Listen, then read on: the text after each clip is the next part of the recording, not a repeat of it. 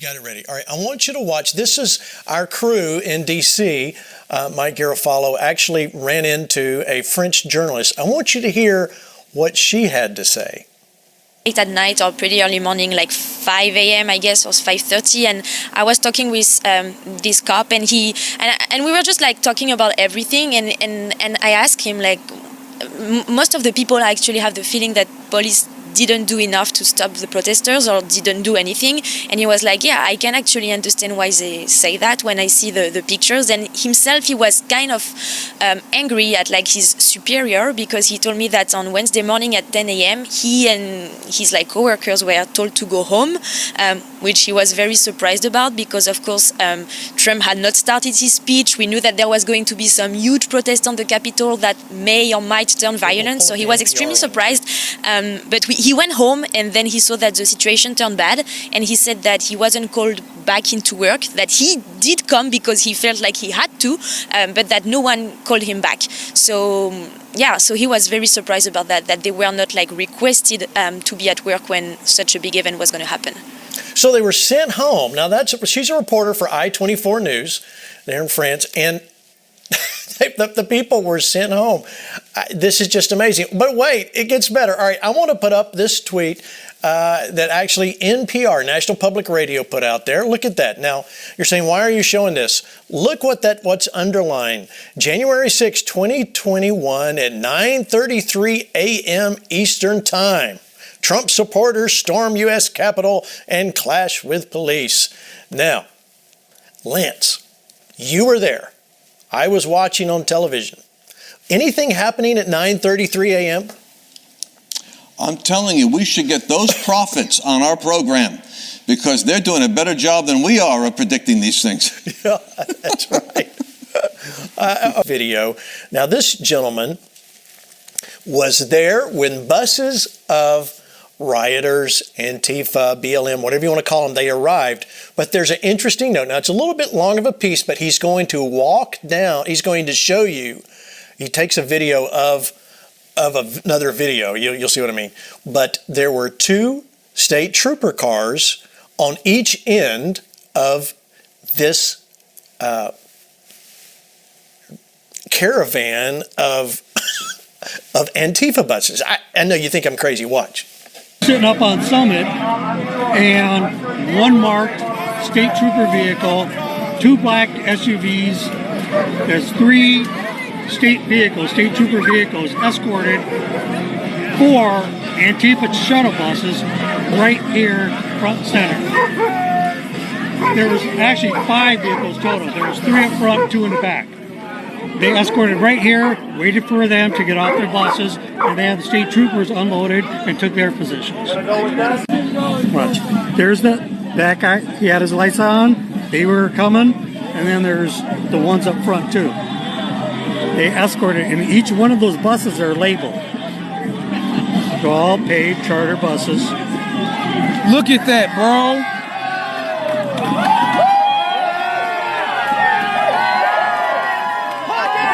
Check this out. Watch. Here's the black SUVs up front, and wait till you see who leads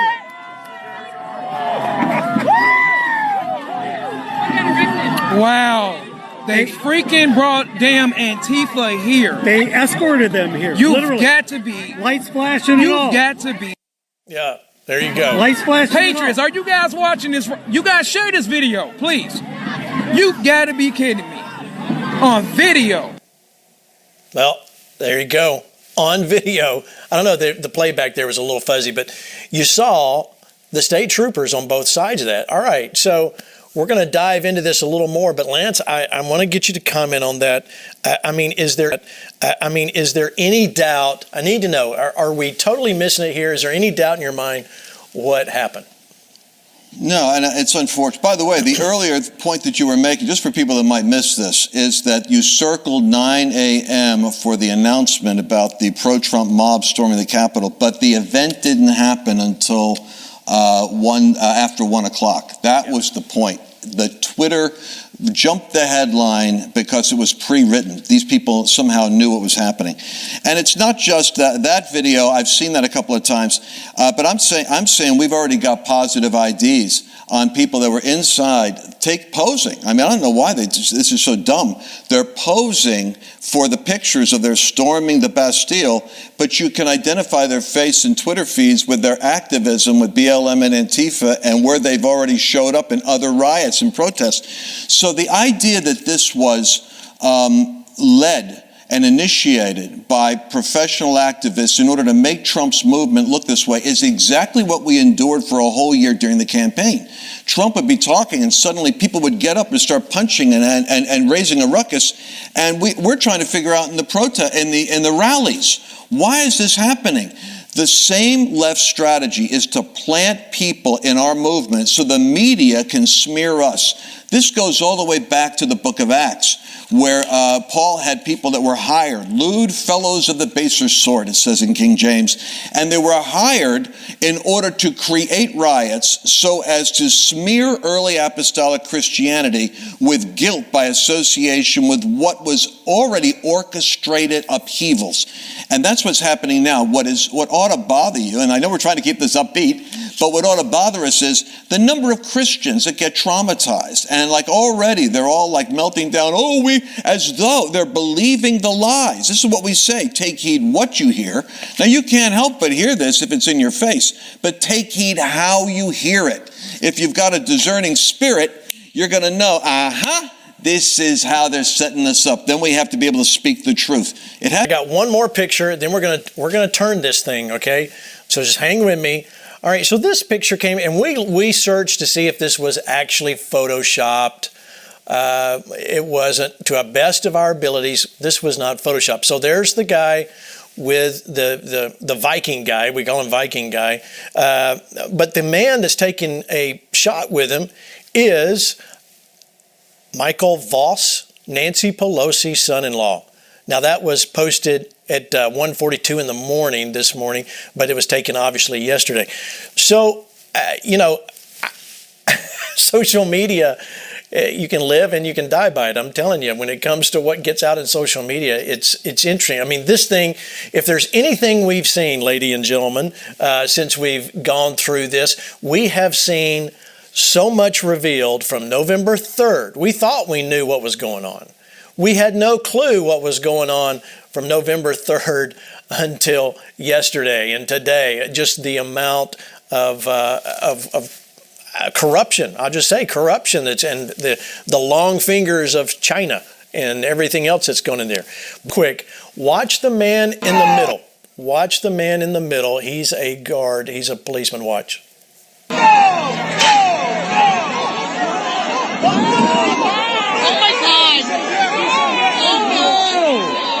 Did you see that? He was waving them in. All right, we'll play it again. Watch this. He's waving them in. Watch.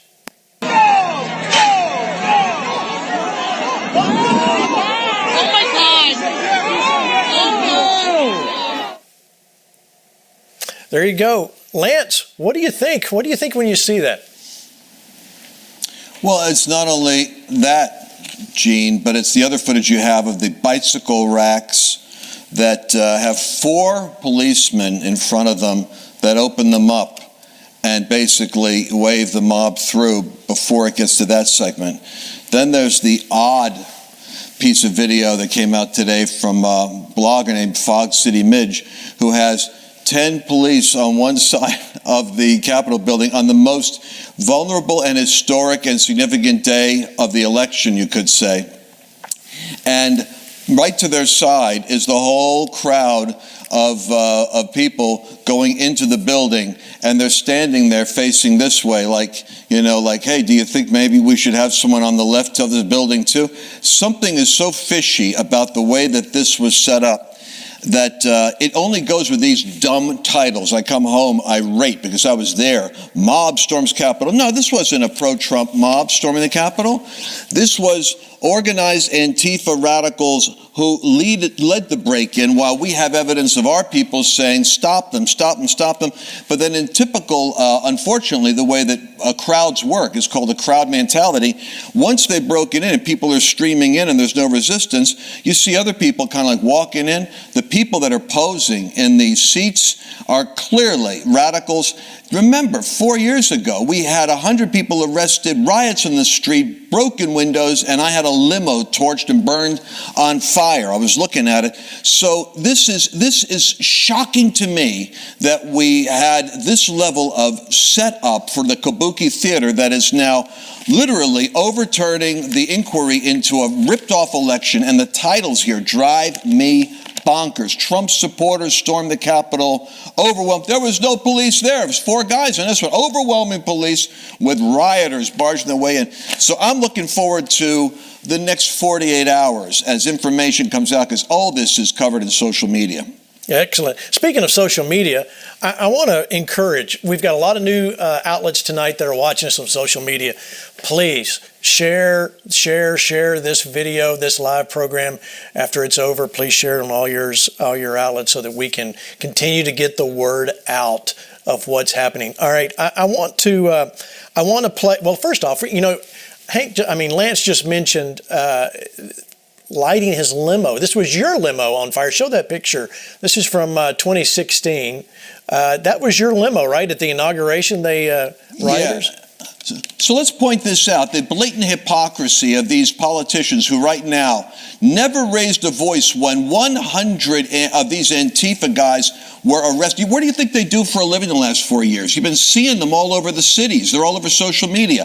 The same characters that attacked Trump's inauguration were ready right before this next inauguration to make sure that Biden gets in. And there was no cry on the Capitol floor from Lindsey Graham or anyone else stuttering their outrage, because they all ignored it then. But now, when it's a manipulated TV moment, they're all having this breakdown over law and order. It's really infuriating to see the reality of this right now. Yeah, that's true. And those pictures were from 2016. They could have been yesterday.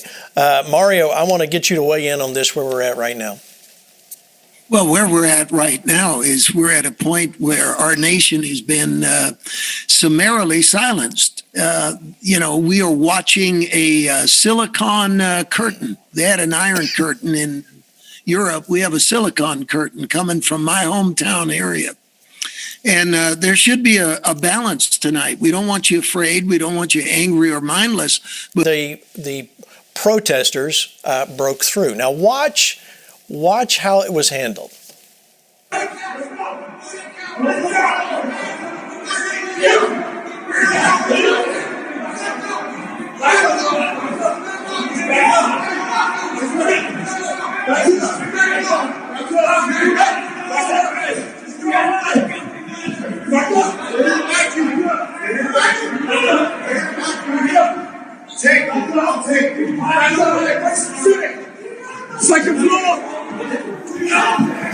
All right, now I want to go back, and guys, if you can just freeze frame Jason on that piece where they walk, because it's real easy to miss if you weren't watching it, where when they first broke through that door, which to say broke through doesn't really count, how silly that whole was, really the whole resistance was. But look what happened. Look what came through when they came through the door. Now watch.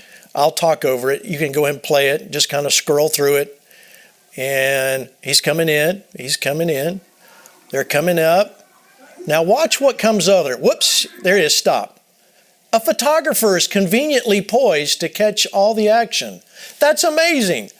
A protester that comes with his own photographer, Lance, that we're actually seeing an amazing, and these guys have a great PR team. They were actually able to get in the building. Let's welcome in now former New York City Police Commissioner Bernie Kerik to try and answer that question. Bernie, great to see you as always. Thank you. All right, so the Pentagon is under fire for placing limits on the National Guard here. We're also hearing reports about the Capitol Hill Police Department rejecting offers from the National Guard to help secure the area. You know, Bernie, I think it's fair to say, had you been in charge of securing the scene, this would not have happened. But how did this happen? Well, John, I think there's a lot that's going to be, a lot will come out of this investigation. Primarily, I now have seen 4 different spots around the White House. I've seen videos, 4 different locations where the officers themselves opened the gates and waved people in and allowed them to come in. What that was about, whose direction that was, who ordered that to be, I don't know, but I'm confident that's going to be a major part of this investigation. And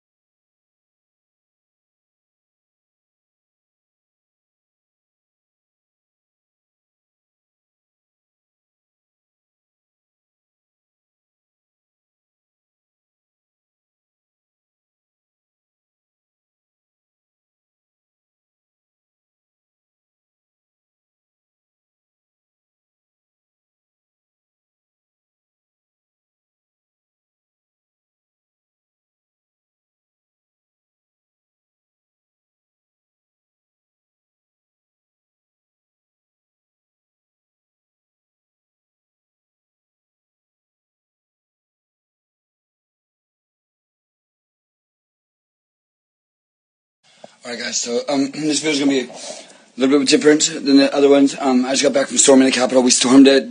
It was successful. We stormed the fucking Capitol. And for all you bitches on Facebook going crazy right now talking about it was Antifa fucking being infiltrating and that it wasn't us, it was us. We proudly took back our Capitol. I'm only here in my hotel room to get some gear on. I'm going back, baby. They brought the National Guard out for us and shit. We had the fucking cops running. They ran from. All right, guys. So this video is gonna be a little bit different than the other ones. I just got back from storming the Capitol. We stormed it. It was successful. We stormed the fucking Capitol. And for all you bitches on Facebook going crazy right now talking about it was Antifa fucking being infiltrating and that it wasn't us, it was us. We proudly took back our Capitol. I'm only here in my hotel room to get some gear on. I'm going back, baby. They brought the National Guard out for us and shit. We had the fucking cops running. They ran from.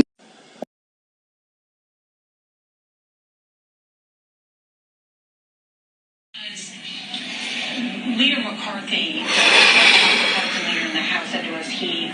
Look, I just left the protest at the Capitol building, and I got a big bruise on my leg. I had a difficult time pulling off the act that I was paid to do. And I'm making this video because I want to confess that I was paid because he'd also told them to come and be wild. And I hope that's not too philosophical to pretend to protest That's a great question. today. In my experience, I've worked at the agency for 33 years, and I can't say by who, but I will just say that it's a these kinds of situations that I watched in other countries. organized effort. Where mobs... Leader McCarthy, the leader in the House, said to us he Look, was desperate that he called the president.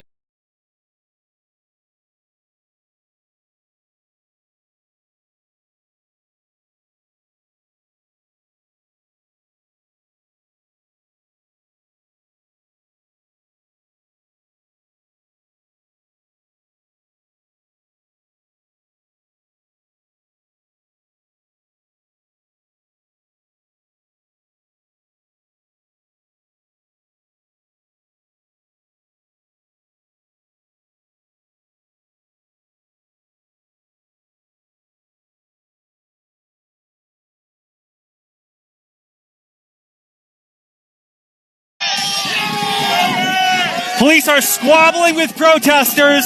Oh, there we go.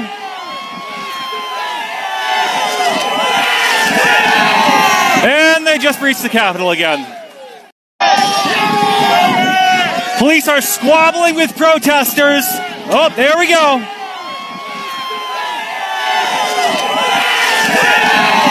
And they just breached the Capitol again. Police are squabbling with protesters. Oh, there we go.